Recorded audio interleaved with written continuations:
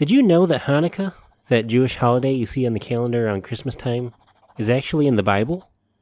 In John 10:22-23, it says, "And it was at Jerusalem, the feast of the dedication, and it was winter, and Jesus walked in the temple in Solomon's porch." Hanukkah is the Hebrew word for dedication, and here we see that Jesus is in the temple in Jerusalem for the Feast of Dedication, or Hanukkah, which is in the winter. Without even knowing what Hanukkah is about, wouldn't the very fact that Jesus celebrated it, and that we're supposed to walk as Jesus walked, make you want to celebrate Hanukkah? Now remember, Hanukkah isn't a commanded feast day like the other ones listed in Leviticus 23, but Jesus was in Jerusalem for this time, so it must be important and an example that we should follow. So what is Hanukkah all about? Well, around 168 BC, the Syrian Greek king Antiochus Epiphanes persecuted the Jews in Israel, made them to forget the law and change all the ordinances, and rent in pieces the books of the law, and they burnt them with fire. And on the 15th day of the 9th month Kislev, Antiochus set up the abomination of desolation upon the altar. And on the 25th day of Kislev, they did sacrifice upon the idol altar, which was upon the altar of God.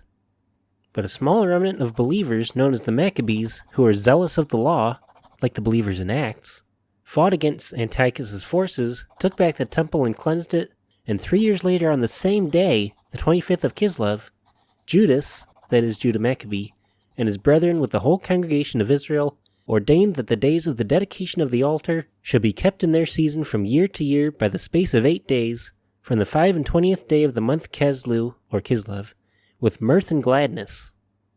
And that is the 8th day feast of dedication that we read about in John 10. This all sounds very prophetic, much like the Antichrist and his persecution of believers who keep the commandments, and the image of the beast, the abomination of desolation set up in the temple in the not-so-distant future. So Hanukkah is a very significant time, relating to very biblically significant prophetic events.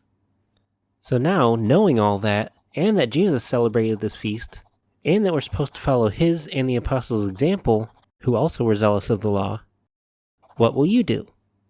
Hanukkah begins on the same day as Christmas this year, so the timing this year makes it an easy transition for you.